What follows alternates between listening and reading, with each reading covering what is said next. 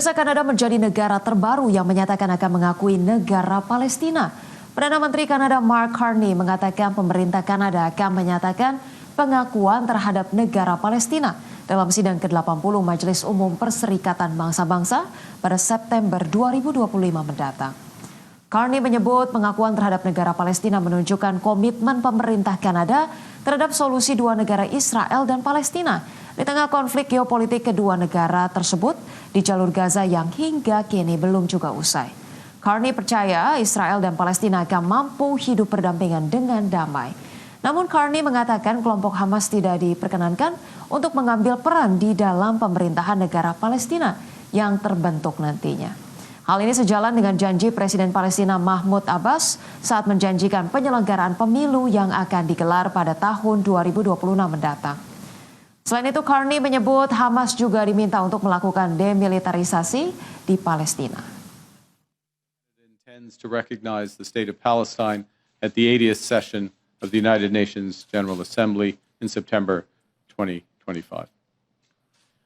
This intention is predicated on the Palestinian Authority's commitment to much-needed reforms, including commitments by the Palestinian Authority's President Abbas to fundamentally reform its governance, to hold general elections in 2026 in which Pemirsa, PDB Amerika Serikat tercatat tumbuh 3% di sepanjang kuartal 2 2025. Presiden Donald Trump pun mengapresiasi kinerja positif perekonomian Amerika Serikat dan meminta The Fed untuk menurunkan suku bunga.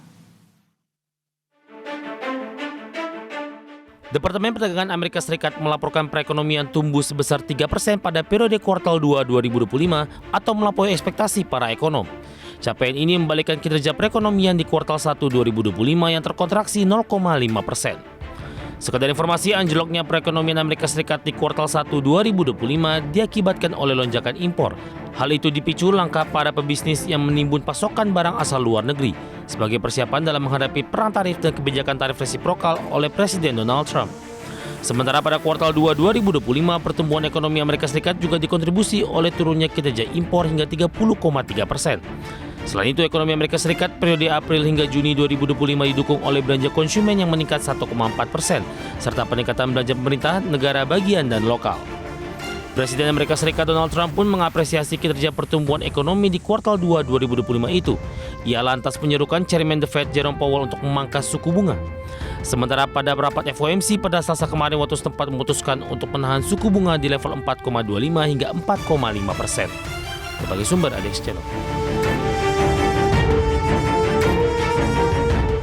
Pemirsa, Amerika Serikat mengenakan tarif masuk sebesar 50% untuk barang asal Brasil. Pengenaan tarif ini juga sebagai tindakan intervensi Presiden Donald Trump terhadap kasus hukum yang tengah membelit mantan Presiden Brasil Jair Bolsonaro.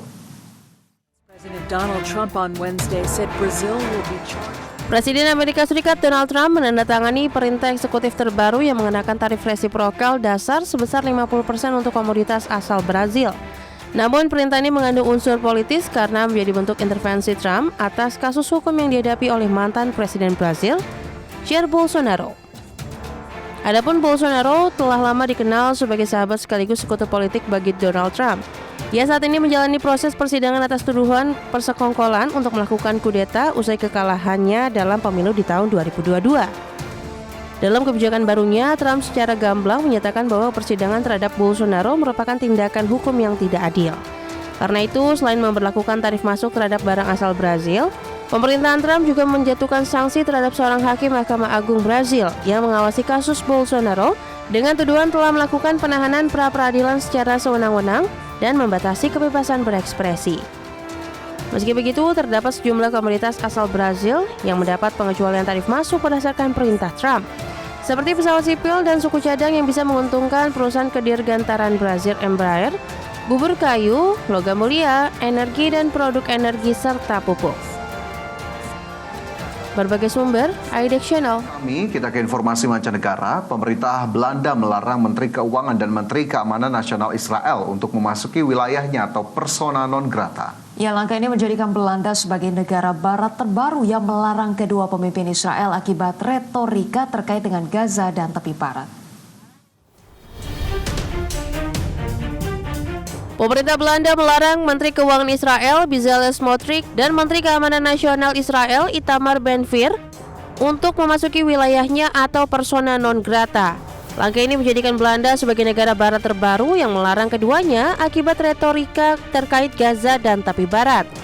Melansir media setempat, keputusan ini merupakan bagian dari serangkaian langkah untuk menekan Israel terkait krisis kemanusiaan di Gaza, di mana pemerintah Belanda juga akan memanggil Duta Besar Israel untuk Belanda, Modi Ephraim, guna mengecam situasi di wilayah tersebut yang digambarkan sangat memprihatinkan dan tidak dapat dibenarkan. Sementara itu, Menteri Luar Negeri Belanda, Caspar Valdekam, menjelaskan bahwa larangan terhadap Smotrich dan Ben-Gvir diberlakukan setelah keduanya berulang kali menghasut para pemukim Yahudi untuk melakukan kekerasan terhadap warga Palestina, serta menyerukan pembersihan etnis di Gaza. Pengumuman ini sekaligus menjadi tanda terbaru dari meningkatnya ketegangan antara Israel dan Uni Eropa, khususnya Belanda, di tengah keprihatinan global atas laporan kelaparan di Gaza. Adapun Belanda menjadi negara kedua di Uni Eropa yang melarang Smotrich dan Ben-Gvir setelah Slovenia yang mengumumkan larangannya sendiri pada Juli lalu, kemudian diikuti oleh Inggris, Kanada, Australia, Selandia Baru, dan Norwegia yang juga melarang kedua menteri tersebut bulan lalu. Berbagai sumber, IDX Channel. Highlights pemirsa, MediaTek mencatat pendapatan lebih dari 3 miliar dolar Amerika dari penjualan chipset flagship Dimensity pada kuartal kedua 2025, naik 70% dibandingkan tahun sebelumnya. Capaian ini memperkuat posisi MediaTek di pasar premium dan membuka peluang baru lewat lini chipset AI.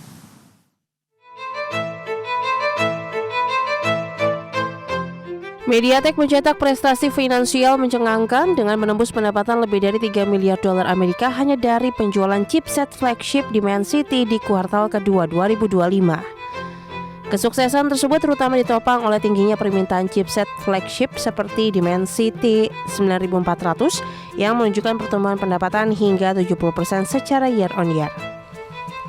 Pendapatan yang mengesankan ini terjadi di tengah ekspansi MediaTek yang semakin agresif, termasuk mendorong kerjasama global dan menempatkan dirinya sebagai pesaing serius di pasar flagship yang selama ini didominasi Qualcomm. Kedepan, MediaTek juga memproyeksikan kontribusi pendapatan signifikan dari lini baru ASIC AI mereka dengan potensi lebih dari 1 miliar dolar Amerika pada paruh pertama 2026. Berbagi sumber, IDX Channel.